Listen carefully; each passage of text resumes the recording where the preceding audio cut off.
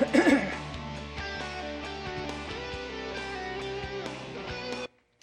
evening, folks. Activate Worcester welcomes you. Thank you for sharing a few minutes with us this evening, and I think you'll enjoy tonight's show. Why are you going to enjoy it, he says? Well, very simply, we have Jim McGrath with us. Jim is a long-standing denizen of the city of Worcester. Family goes back, and we'll talk about that in a moment. And what we've decided to do, well, first of all, let me back up. Jim has a place on the Cape, except he will soon be a Worcester expatriate. He's going to be moving to the Cape, period. That's it. So he's going to be leaving the city. He'll still be around and involved, but in chatting with him, we thought that this would be a really, really interesting way to kind of give him a send-off about Worcester as he remembers it, as it is today, and the direction that it's going in. We will probably not come close to hitting all three of those segments in 28 minutes tonight. So we'll probably have him do remotes down the road as well to embellish it a bit more. But Jim, great having you on. You've been with us before. You've actually sat in this chair, and you've been the host, so you know what that's all about. Tell us a little bit about your background. Tell us what your connections are with Worcester, and then segue that, if you would, into your recollections of what Worcester used to be, Okay. both bad and good. Okay, all right. So I was born and brought up in Worcester, born in 1955, a long time ago. Oh. Grew up in the west side of the city, up in West Tatnick, up by the airport. Mm-hmm. Stayed there till I was 27 years old. Before I got married, I lived in the same house. I never moved, and since then I've moved several times. Yep, but yep. yeah, I never went anywhere for the whole time I was single. And basically, growing up back then, it was so different than it is. I mean, so different than it is now. Well, where'd you go to school? I'll give you the history of schools I went to. Okay, so I went to Tatnick School for kindergarten, and then because there was no West Tatnick School, and they were building it while I was in kindergarten. So in 1961, I was in first grade at the brand new West Tatnick School, went there through sixth grade, and then I got yanked out of public schools by my parents because my father was a Worcester cop and didn't want me going to public schools because he was in the vice squad. So they knew all the stuff that was going on all over the city, so didn't want me to go into... You figured you'd be a candidate. Exactly, yeah. So they pulled me out, and I went up to St. Paul's Grammar School, which was part of the St. Paul's Parish up here on Chatham Street. Yeah, yeah. I went there for 7th and 8th grade, and actually had some of the nuns that he had when he was in school. Did you have were they Sisters of St. Joseph? Sisters of Mercy. You had Sisters of Mercy. And I had the Sisters of No Mercy. This is what we used to call them. Oh boy, I'm telling you. Yeah, and then after that, I really didn't know where I wanted to go. So my mother's family lived up on Eastern Ave there, so they all went to Sacred Heart Academy. Okay, so I ended up going there to Sacred Heart Academy for freshman year, and then that closed. Closed during the summer sometime of, that would have been 1970 or 69 or 70, somewhere around there. Then I ended up going to the old St. Peter's up on Main Street, which is now the Worcester Central Catholic Grammar School. Yep, that's right. Yeah, I finished there 9 through 12. Get out of there. Really didn't know what I wanted to do because I hated every minute of school. I was not someone who liked school. I couldn't, I just, it was just a toleration thing I had to do. I wasn't going to quit school, but I wanted to go to work university and not go to school. But back in that day, it's funny because my mother's family was very well educated. My father's family were blue collar, so he wasn't ever pushing me to go to school. I mean, as long as I had a job, he'd have been fine with that. But my mother pretty much pushed me to go to school, even though I didn't want to do it. I did it. So I went to Quincy for a semester, and didn't do too well because I just didn't want to be there, and I didn't like it. So I took a semester off, which would have been spring of '74, I think it was then, and I went back in the fall to Worcester State, but I only went back part-time, which was like why I'm on the pension plan over there, because I spent so many years there. And I got a job, I was working at Vernon Drug at Tatnick Square. There was probably about 6, 7, 8 Vernon drugs around the city, and I think one was in Oxford, but it was owned by the Boniski family. They owned the Vernon drugs, and I had worked for the pharmacist that used to actually own West Tatting Pharmacy. They bought him out. He moved down to Tatting Square where Goodfellas barber shop is. It was there now. Sure, yeah. And I worked there for, I don't know, I want to say a couple of years. And then I started working at the old Astra Pharmaceutical up where the Greendale Mall is, sure. which is now, it's been a few places since. Now they're ripping it down and they're building something else there now. So I worked there for about, 5 years, I think, there. I just decided because I was almost working full-time a lot of times, and I was only taking classes part-time, and I was never going to get out of school. So I quit working there and went back to school full-time. It still took me like 2 years to get out. Get out of there. It was crazy. I mean, to escape. Prison. To escape. Yeah, until I got furloughed.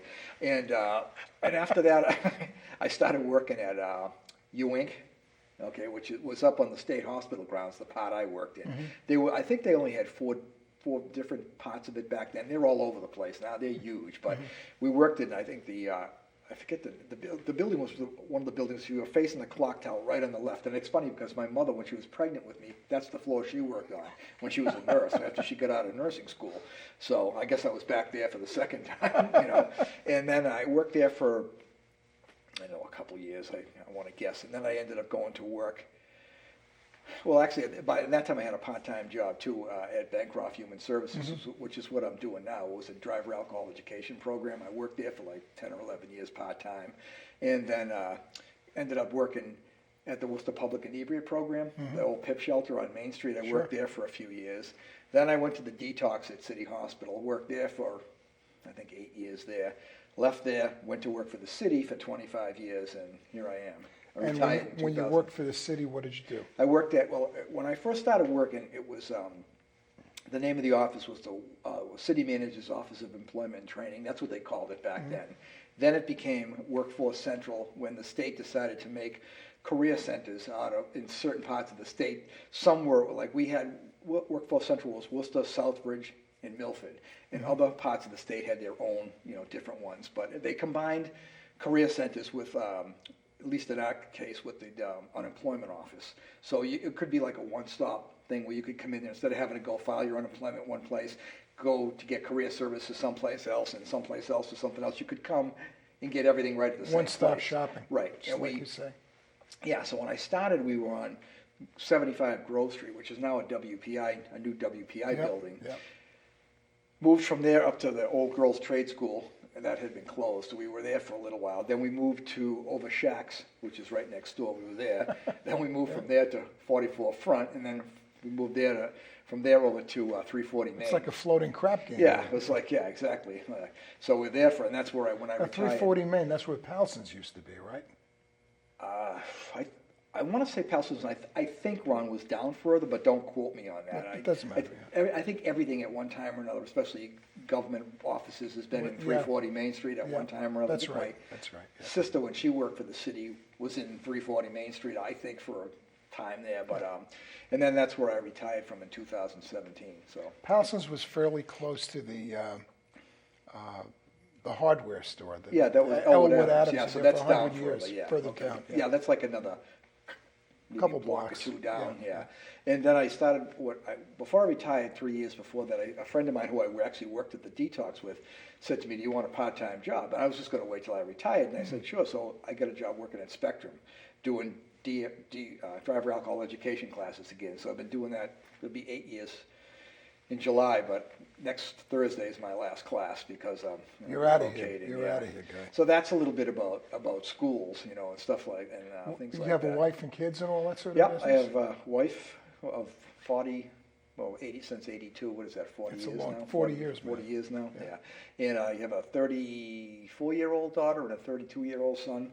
My daughter has 2 grandchildren, a 7-year-old and a 5-year-old, and they live in Medway. He's a lieutenant in Milford at the fire department. She's a nurse. My wife's a nurse. My mother was a nurse. So my son lives in Melrose, and he's going to get married in August, and he works for a company that's out in Boston, which I never can remember the name of it because they have odd names. So it's like, Yeah. he tells me what he does all the time, and it goes in one ear and out the other because, like Chris said, I'm a techno idiot. So a lot of that stuff doesn't make any sense to me that they do, because I know I couldn't do it myself. So anyway, but so that's a little bit about my schooling part, Yeah. and And I know we've talked about this.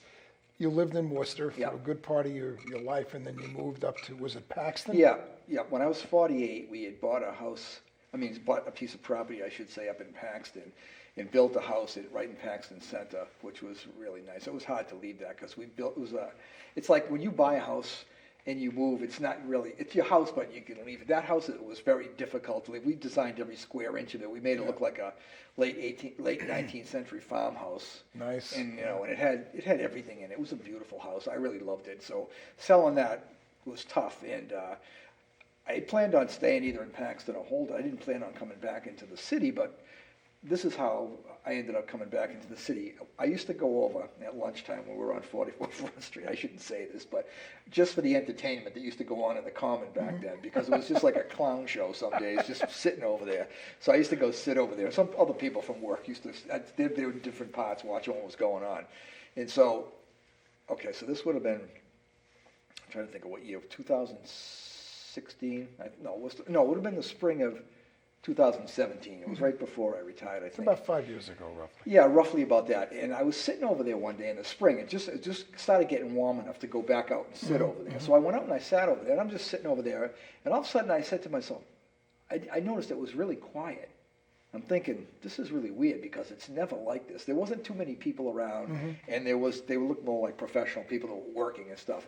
And I'm sitting there and I go, why is this, what's going on here? Why is there none of the usual crowd that's been here forever when I used to go sit over there? I used to know I didn't know them, but I used to know their faces. Yeah, sure. And I found out that I guess they started, people starting to invest their money in the city, and so they were not letting them hang around over there anymore. So the police would be over there, and they'd be asking them, kind of just checking on them. So they started leaving, I guess, because I don't know if they weren't really harassing them, but I think they were just, how you doing, Encouraging them to right, find exactly. a place to hang out. And it got quiet. So I said to my wife, I go, we've been looking for 2.5 years for a house in Holden or Paxton. Can't find one that is the right price, the right size, doesn't need a ton of work, because I'm sick of doing houses.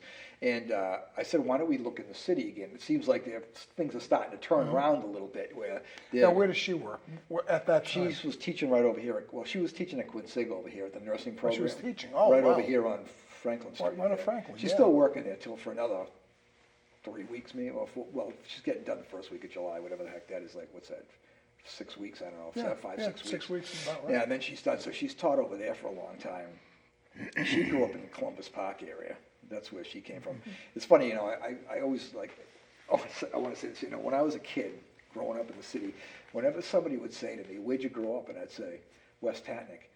I used to get this looks like, oh, you grew up in West Hatnick. And I'm thinking, it's not a rich neighborhood. Yeah. Just because it was on the other side of the city. There's much nicer houses in other parts of the city. Yeah. So I stopped just saying people, I grew up in the Hatnick area or something or whatever. It's just like, it got to the point where I didn't want to tell any, for whatever reason. They'd say that to me, and I'm thinking to myself, we're not rich. I don't know any of my neighbors who are rich. Hatnick envy is what that is. Yeah, so I didn't want to tell anybody after a while that that's where I lived. And if you go up to the Burncoat area, some other places, and like where you are, the houses are much nicer. And not all of them, but it's just, you get bigger houses and things like that. I don't know anybody that was wealthy that I hung around with growing up when I was a kid, that's for sure. So that's my, that's that. Now, another thing too, you were asking about what it was like, growing up. I can tell you, a typical day would be get up in the morning, get ready for school if it wasn't summer. And I used to get in trouble all the time because we used to walk back and forth to school. So I'd walk to school, which was probably about a mile. Now kids get dropped off at every driveway. Okay, so I'd walk to school. That's true. Right? Oh, man. And I didn't like eating lunch at school, so I would walk home, and then I'd eat lunch at home. And we seemed to have plenty of time because I'd walk a mile back. So it was like 4 times a day I'd be walking, to back and school, forth, back from yeah. lunch, back to school from lunch, and then back home. Sure. And back home was the only time they had a patrol line. Other than you were on your own. You just went. I used to play with the dogs on the way to school. Okay, Nobody tied their dogs. That's another thing that's different about the thing. Man. Nobody tied their dogs back Isn't in the that day. true? And there was dog packs all over the place. Well, I should say not all over the place, but the dog pack was all over the place.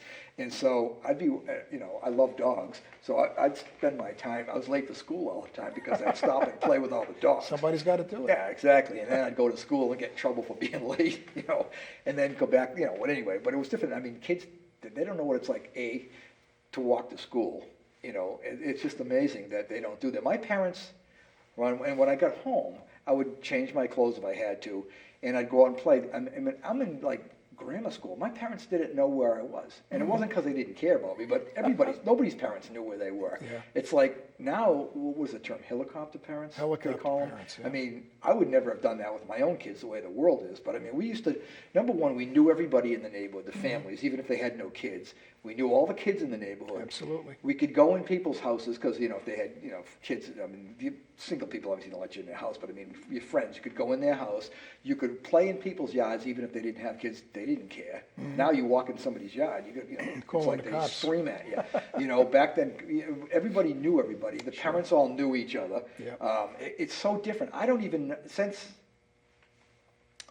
probably since I got married and moved out of the neighborhood back then, I don't know 99% of my neighbors. I couldn't tell you, I can tell you some of the people on the street, but you get further than a couple houses, I don't even know who anybody is Sure, anymore. it's true. And that's really sad, I think, anyway. Well, one of the things, I think you know this, I still work. Yeah. I work at Better Electric, which is an appliance store over on Grafton Street. And, that used to be Grafton Hill, Vernon Hill, and all that sort of business. And the folks that come in that store to this day, most of them still have connections with the neighborhood. Okay. But the sad part of it is, when they start talking about quote unquote the neighborhood, they always use the same phrase, the neighborhood is changing. Oh, yeah. It's for And that's a euphemism for going down the chute. And, right. that part of Grafton Street and so forth, there's shootings, there's old bars and all that sort of business. But basically, it was a lower middle class residential area, very ethnic, Yep. that everybody knew everybody and everybody, it was a melting pot. Right. Which is what this country used to be, a melting pot. Right. That you took people of different colors, different faiths, and so on and so forth, put them in a neighborhood, and they would somehow make the thing work. Right. Everybody got along. And it wasn't like it had to be isolated, that a certain group is here and a certain group is there. And it's, as you know, I didn't grow up in this area, but Yep. the parallels are striking to me. It's the way you described your growing up is almost verbatim with the way it was with me. Yeah. Talk to me a little bit about the Worcester that you remember, even as a young adult, Yep. in terms of like restaurants, in terms of stores, retail stores, and okay, that sort sure. of business. Okay, all right. So, Worcester. I mean, now Worcester seems to have a lot of restaurants and bars and some theaters and stuff like that. But there's no retail. I mean, there's some retail, but not like what I remember as a kid. There was places. I mean, you could go down to a ton of places. When I was a little kid, I remember, and this is another thing about when I was a kid. I remember in grammar school taking the bus downtown, either with my, I don't think I ever came by myself, but one of my friends. We were in grammar school, taking the bus downtown and just hanging out all day. Well, not hanging out, but going different stores. Sure. Go to a movie theater, watch a movie, and you could go to, where are we here? Out on the side we had Woolworths and Newberry's right next That's door right. here. He had Denham's across the street. pretty much Denham's was my down the first road. job. That was the Is first that place right? I worked at. They had if you're facing the building, there's two entrances, okay? Yeah, The yeah. left entrance, if you go in between the two sets of glass doors, on the right-hand side there's a door. That went down to the basement. There was a restaurant, Denham's Restaurant. That's where I worked. My first job, I was a dishwasher, and then I did some like short order cooking and dishwashing, and that was my first job. Culinary arts. Right. And then my second job was actually down the street a little bit this way, where across from 340 Main, it's where right next to Mechanics Hall, where Barnard's department store was. Sure. I worked there. Okay, in the housewares department. God, this is bringing back memories. But but there were lots of retail stores around. I mean, if you wanted to go buy men's clothing, there was probably Shacks 10 shops Blue you could go Johns to. and- yeah. I used to like Doherty's up on Elm Street over here, Yep. which was my favorite. Yeah, and Shaq's, we used to go there when I was younger. Ware Pratt, directly across the corner, great store. Yep. There was one. We had Lou John's, and then there was Snyder Marcel hat store, but they sold clothes down a little from Lou John's. Yeah. If you go up to the Mechanic Street and take a right and go down, I think it's Norwich. There was I can't ever remember but there's a nice men's store that was right on the right hand side there. Mm-hmm. As soon as you turn around the corner on the right side, there was that. Oh God, yeah, there was Mark's, which is over on Main Street, right by 340. Yep, There was a little yep. small shop in there, if you remember that. But there was a ton of places. You could always go find something that Sure. you want. Now you want to buy a suit or something or anything like that. You got to do it online and go to Yeah. Boston. That's the bad thing about things that, in some ways it's better because there's more to do as far as, restaurants, bars, things like that, entertainment type of things, but it lost everything else. If you could have a combination of both things, it would be really nice, but back then too, the city used to roll the sidewalks up at 9 o'clock. Everything was closed. It's funny you say that, You know? and I'll give you a quick example of it. When I first moved to Massachusetts, it was in 1971. I remember it very vividly. Okay. We went out with a couple, and we went to, I don't know, a show or something in Framingham, a movie, whatever it was. And by this time it was like, 10 o'clock at night. Yeah. And then we came out, and I, of course, with my never-ending appetite, said, well, let's go get something to eat. They looked at me like I was in from Mars. What did you have in mind? They said, well, place, decent place for, I'm not looking for donuts. Right. I'm looking for food. They said, there's nothing around here. So, well, this is a Framingham, right? This is supposed to be the focal point of Central Mass. They said, but did you ever hear of the L? I said, you're back in New York. The L, the overhead train, right? They said, no, the El Morocco. I said, I know the El Morocco, which is a big nightclub in New York. I said, I'm not going to go. No. The El Morocco in Worcester. Yeah. I said, what are you talking about? Anyway, The El Morocco, yeah. so, and of course, it was a BYOB place. We're in this like neighborhood, Yep. and we're going into this house. Yeah, it was in a house. And all I can tell you guys, and this is the God's truth, I was in a conga line that night at 3:30 in the morning. Yeah. Oh God. I never had such a great time. Yeah, that was a great place. Nothing like it. Nothing like it. But in general, that was kind of like what the food scene was in general in the area. Right. There were lots of, as they call it, Italian restaurants. Don't ever say that to me. I tell you. And of course, you had steakhouses, of Yeah. which there were a bunch of them. A couple of Chinese places. Yeah. But it was pretty much the same stuff everywhere you went. And I've seen the evolution over the last 20, 30 years. This has become a foodie paradise. Right. There are some terrific, terrific places. And, not just the 110 Chop House and, places like that. Some wonderful places on Shrewsbury, like Verona and so forth. Right. And eclectic. It's different. For example, about a week ago, my wife and I literally stumbled into a place called Fatima, which is an East African restaurant on Grove Street, I guess it is, Okay. almost across the street from where the CVS is. Okay. Oh yeah. Okay. Absolutely wonderful. Really? And we're getting a lot of eclectic places like that in the Yeah, city, little small places. which I think make it a lot of fun. Right. And Worcester in general has changed an awful lot. And, it also was my perception. Worcester was kind of a working class city Yeah. that had been passed by. Right. And it was inexpensive, and that's why people gravitated out to Worcester. But there wasn't a hell of a lot that it offered. Right. And I've seen, personally, an evolution over the last 10, 15 years that's just been remarkable. Yeah, it's changed. Like dramatically. Mechanics Hall. Yeah. To me, that's a venue that's absolutely world class. It's nice. Yeah. Phenomenal place. And there's many, many other, great things to do in Worcester. Problem is with the city is that it's got this amazing inferiority complex. It's like hip to be down on Worcester. Right.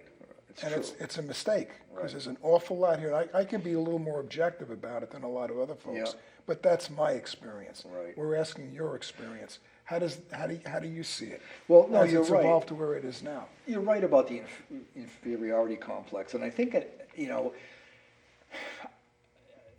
I don't know.